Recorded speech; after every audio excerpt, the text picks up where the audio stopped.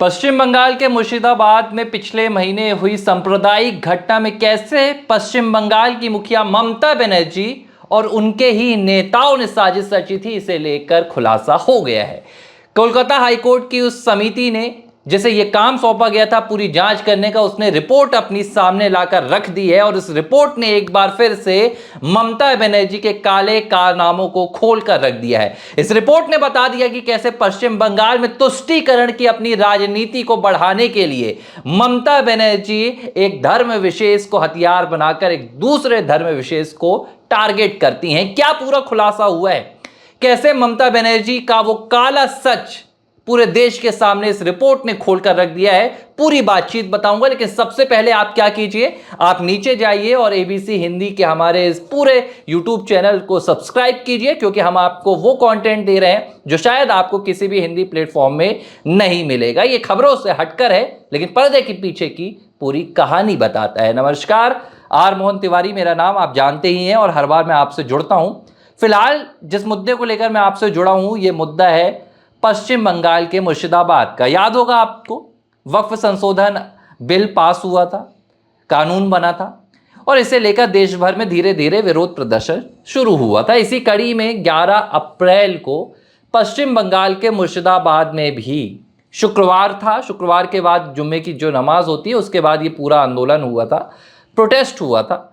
और इस प्रोटेस्ट में मुर्शिदाबाद में जमकर सांप्रदायिक घटनाएं सामने आई थी। लोगों के घरों को फूंक दिया गया था, कई लोगों की जान ले ली गई और पूरी तरह से बांग्लादेश के बॉर्डर से सटा हुआ ये जिला तपने लगा था।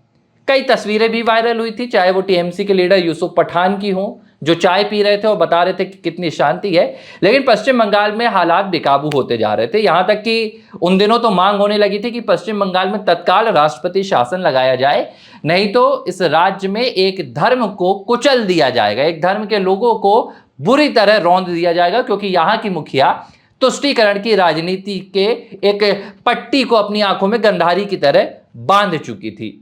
अब जब ये पूरी घटना निकलकर सामने आई, पूरा यहाँ पर घटनाक्रम देखा गया, पूरे देश ने पश्चिम बंगाल की इस तस्वीर को देखा, तो भारतीय जनता पार्टी ने भी आरोप लगाए। यहाँ तक कि शुभेंदु अधिकारी ने तो मांग की थी कि भैया राष्ट्रपति शासन लगाया जाए। लेकिन तब पश्चिम बंगाल के मुखिया का कहना था कि ये घटना वैसी नहीं है जैसे दिखाया जा रहा है, इस घटना में भारतीय जनता पार्टी राजनीतिक रोटियां सेक रही है, तरह तरह की बातें हुई। लेकिन हर बार की तरह पश्चिम बंगाल के मुखिया को जो झटका दिया वो राज्य की विपक्षी दल ने नहीं, बल्कि सुप्रीम कोर्ट ने दिया, हाई कोर्ट ने दिया, कलकत्ता हाई कोर्ट ने इस पूरे मामले की जांच के लिए एक समिति तय की थी, एक समिति बनाई थी, जिसे ये जिम्मेदारी सौंपी गई कि जाइए भैया आप जांच कर बताइए कि इसमें कौन दोषी है, कैसे मुर्शिदाबाद में अचानक ये पूरी घटनाक्रम निकलकर सामने आया, कैसे लोगों के घरों को, गाड़ियों को, यहां तक कि लोगों को भी आग के हवाले कर दिया गया। जब जांच हुई तो जो तथ्य निकलकर सामने आए वो बड़े हैरान कर देने वाले हैं। हैरान कर देने वाले इसलिए हैं कि सच्चाई तो पता थी, लेकिन वाकई में ऐसा हो सकता है जो लोग सोचते हैं कि नहीं भैया ये तो राजनीतिक मामले होते हैं, कहां राज्य की सरकारें किसी धर्म विशेष को रौंदने की कोशिश करती हैं, कहां राज्य की सरकारें एक धर्म को हथियार बनाती हैं, ये बातें तो राजनीतिक मंचों पर अच्छी लगती है, सच्चाई तो ऐसी कुछ होती नहीं है। लेकिन इस रिपोर्ट ने बता दिया कि ये बातें राजनीतिक मंचों की नहीं है, ये बातें सच से पूरी तरह से धुली हुई हैं, सच से निकलकर सामने आई हैं। मुर्शिदाबाद की घटना को लेकर जो 11 अप्रैल को हुई थी उसमें रिपोर्ट सामने आई है और इस रिपोर्ट का कहना है कि इस घटना के पीछे, इस पूरी वारदात के पीछे पश्चिम बंगाल की सत्तारूढ़ पार्टी टीएमसी के नेताओं का हाथ था और बाकायदा उनके नाम भी सामने आए हैं।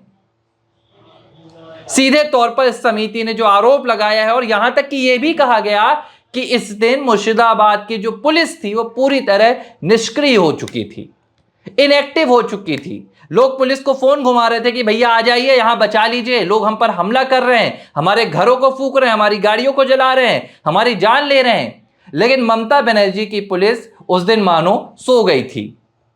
उस दिन ममता बनर्जी की पुलिस किसी के फोन रिसीव नहीं कर रही थी, किसी की मदद करने नहीं पहुंच रही थी। और ये तमाम तथ्य इस बात के लिए पर्याप्त हैं समझने के लिए कि आखिर पुलिस ने ऐसा क्यों किया। पुलिस का तो काम होता है कानून व्यवस्था को बनाना, राज्य सरकार में कानून व्यवस्था को मजबूत करना। तो मुर्शिदाबाद में पुलिस अचानक इतनी इनएक्टिव क्यों हो गई थी? जाहिर सी बात है, क्योंकि इसके पीछे था सत्ता का एक निरंकुश हथौड़ा जो पुलिस के ऊपर लगातार चल रहा था, जिसे कहा जा रहा था कि आप ऐसे ही निष्क्रिय रहिए, हमारे लोग वहां पर हैं, वो जो कर रहे हैं उन्हें करने दीजिए। यह सब कुछ 11 अप्रैल को पश्चिम बंगाल में हो रहा था और बकायदा रिपोर्ट में उन नामों का खुलासा भी किया गया है। इस रिपोर्ट ने कहा है कि मुर्शिदाबाद में जो एक लोकल पार्षद थे जिनका नाम महबूब आलम है, महबूब आलम का नाम इसमें निकलकर सामने आया है। ये टीएमसी के लोकल पार्षद हैं। इसके अलावा टीएमसी के एक विधायक हैं जिनका नाम अमीरुल इस्लाम है। अमीरुल इस्लाम पर यह आरोप लगे हैं। इस रिपोर्ट में बताया गया कि अमीरुल इस्लाम ने अपने लोगों के साथ मिलकर मुर्शिदाबाद में इस पूरी घटना को अंजाम दिया है। बाकायदा कहा गया है, इसमें बताया गया कि 100 which houses were not attacked, then the attackers attacked them and set them ablaze. जब ये जो टीएमसी के एमएलए हैं, जो विधायक हैं, जब इन्होंने देखा कि भैया कुछ घरों में तो अब तक आग नहीं लगी थी, कुछ घर तो अब तक बचे हुए थे, तो ये अपने उपद्रवी लोगों के साथ आए और इन्होंने मुर्शिदाबाद के उन घरों को भी फूंक दिया। ये है मुर्शिदाबाद की सच्चाई। ये है वो सच जिसे बार बार देश के सामने दिखाया जा रहा था, लेकिन ये पूरा जो वामपंथी संगठन है, ये जो पूरे लोग हैं जो अपने आप को तथाकथित सेक्युलर कहते हैं, ये कह रहे थे नहीं भैया मामला दोनों पक्षों से बिगड़ा होगा, ये बात ऐसी नहीं हो सकती, वैसी नहीं हो सकती। लेकिन इस रिपोर्ट ने साफ तौर पर कहा कि भाई जो लोकल लीडरशिप थी वो इस पूरे मामले में इन्वॉल्व थी, चाहे वो महबूब अली हो या अमीरुल इस्लाम हो। दोनों थे टीएमसी के नेता, एक थे पार्षद, एक थे विधायक, और इस पूरे मामले में इनकी यहां पर पूरी साजिश निकलकर सामने आ गई। अब अमीरुल इस्लाम का क्या जवाब आया है? अमीरुल इस्लाम का कहना है कि भैया मैं तो लोगों की मदद करने गया था। अगर आप लोगों की मदद करने गए थे तो सवाल ये उठता है कि तब वहां पर मौके पर कोई भी पुलिस क्यों नहीं पहुंची? देखिए, ये पहली बार नहीं है जब कहीं भी स्टेट स्पॉन्सर्ड वायलेंस सामने आता है तो उसमें जो पुलिस की भूमिका है वो इसी तरह नजर आती है। आपको याद होगा वो एक फिल्म का सीन था, नायक फिल्म का, जिसमें अनिल कपूर एक दिन के सीएम बने थे। उसमें तब जब अमरीश पुरी मुख्यमंत्री रहते हैं तो फिल्म में दिखाया जाता है कि जब एक मामले में एक हिंसा भड़क रही थी तो वहां पर मुख्यमंत्री से जो पुलिस रहती है, जो पुलिस के कमिश्नर रहते हैं, वो बोलते हैं कि भैया हमें यहां पर आप बल प्रयोग करने दीजिए, नहीं तो मामला बिगड़ जाएगा। तो मुख्यमंत्री मना कर देते हैं कि बल प्रयोग तो नहीं होगा, जो होता है होने दो। शायद पश्चिम बंगाल में ये तस्वीर निकलकर सामने नहीं आई, लेकिन हालात वैसे ही थे, क्योंकि रिपोर्ट ये कह रही है। और ये सिर्फ 2 लोगों के अभी नाम सामने आए हैं। जैसे जैसे ये रिपोर्ट सामने आएगी इसमें और भी कई चौंका देने वाले खुलासे निकलकर सामने आएंगे। अब सबसे बड़ा सवाल, आखिर पश्चिम बंगाल की पुलिस ने ऐसा क्यों किया?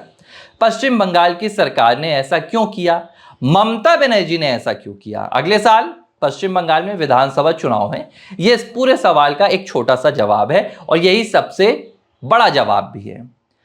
पश्चिम बंगाल में ममता बनर्जी को सत्ता के शीर्ष पर पहुंचाने वाला वोट बैंक ममता बनर्जी से कहीं दुखी ना हो जाए, क्योंकि वक्फ को लेकर ममता बनर्जी ने कह दिया था कि हम पश्चिम बंगाल में वक्फ को लागू नहीं होने देंगे। ममता बनर्जी का जो सबसे पसंदीदा वोट बैंक है वो वक्फ के मसले पर एकजुट है। ममता बनर्जी इस वोट बैंक को खुश करना चाहती थी। ममता बनर्जी दिखाना चाहती थी कि हम आपके साथ हैं। और जब ये पूरा वोट बैंक ममता बनर्जी का आक्रोशित था तो कहीं ना कहीं अप्रत्यक्ष तौर पर ममता बनर्जी ने कहा कि निकालिए, आप अपना गुस्सा जैसे निकाल सकते हैं निकालिए। अब केंद्र सरकार से हम बिल तो वापस नहीं करवा सकते, केंद्र सरकार का बिल है, अपने राज्य में भी लागू करने से नहीं रोक सकते हैं, तो चले जाइए सड़कों पर, आप बनाइए निशाना जिसे बनाना है। और वही हुआ मुर्शिदाबाद में उस दिन, वही हुआ। इस उपद्रवी भीड़ के सामने जो अमीरुल इस्लाम और महबूब अली जैसे टीएमसी नेताओं के नेतृत्व में थी, वो घरों को रौंदती हुई आगे बढ़ती गई। कितने लोगों की जान गई, कितनों की संपत्तियां चली गई, कितने लोग बेघर हो गए, इसका हिसाब देने वाला फिलहाल कोई नहीं है। लेकिन एक चीज जो यहां पर निकलकर सामने आती है वो ये सच है कि ममता बनर्जी की पूरी राजनीति इस तुष्टीकरण की छाव में कहीं ना कहीं नजर आ रही है। बार बार ममता बनर्जी ऐसी घटनाओं को बढ़ावा देती हैं, कानून व्यवस्था को ताक पर रख देती हैं, चाहे फिर वो आजकल मेडिकल कॉलेज का मामला हो, चाहे वो कोई दूसरा मामला हो। हर बार ममता बनर्जी के राज्य में ही ऐसे मामले निकलकर सामने आते हैं और ये पहली दफा नहीं है। अगर आप देखें तो कोर्ट ने बार बार ममता बनर्जी सरकार को लताड़ लगाई है। कोर्ट ने बार बार आईना दिखाया है, क्योंकि सरकार तो अपने आप को बेकसूर साबित करती है। ममता बनर्जी तो कहती है कि नहीं भैया, हमारे राज्य में तो ऐसा कुछ नहीं होता है। अप्रैल में सबसे पहले सुप्रीम कोर्ट ने ममता बनर्जी का वो जो पूरा एसएससी का स्कैम था सरकार का, टीचर्स का, उसे रोक दिया। इसके बाद कोर्ट ने फिर ये फैसला दिया। तो कहीं ना कहीं ममता बनर्जी कोर्ट के कहीं ना कहीं दायरे में बार बार आकर फंस जाती हैं। तो ये पूरी घटनाक्रम निकलकर सामने आई थी। अब भारतीय जनता पार्टी इसे लेकर सवाल पूछ रही है, भाजपा भी पूछ रही है कि भैया बताइए क्या मजबूरी थी। 11 अप्रैल को पश्चिम बंगाल सरकार की क्या मजबूरी थी कि वहां की पूरी जो पुलिस प्रशासन की टीम है वो इनएक्टिव थी।